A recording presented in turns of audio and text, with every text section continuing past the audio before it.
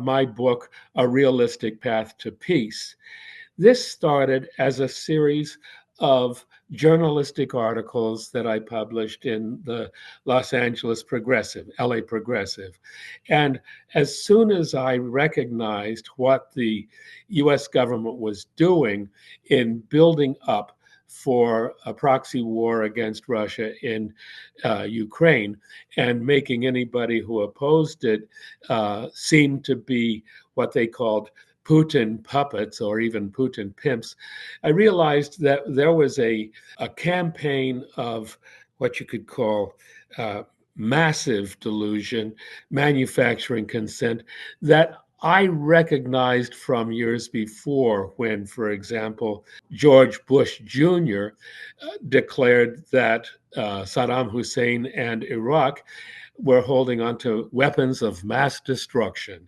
And for that reason, it was necessary to invade Iraq. It turned out to be a gigantic lie that served as a cover for an unjustified and terrible U.S. war.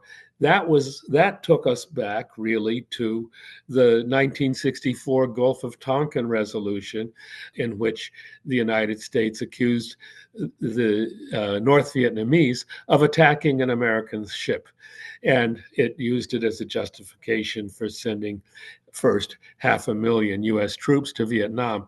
So notice I start with a big lie campaign against Russia that began back in really 2008.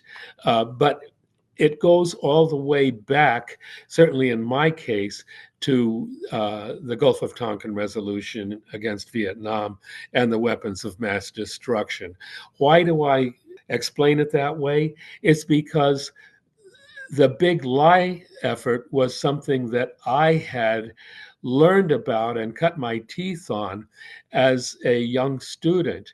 And it really managed to change the way I saw the government of the United States and the world. You know, the big lie has made it possible for a large majority of our people in the United States to continue to swallow the idea that the US government is defending democracy and human rights. My head changed, my eyes opened, and I was able to see that, in fact, most of what they said needed to be understood as the opposite. If they said North Vietnam was attacking the United States, what turned out to be true was the United States was attacking Vietnam. And that same mentality has been the starting point for much of my activity as well as my writing ever since.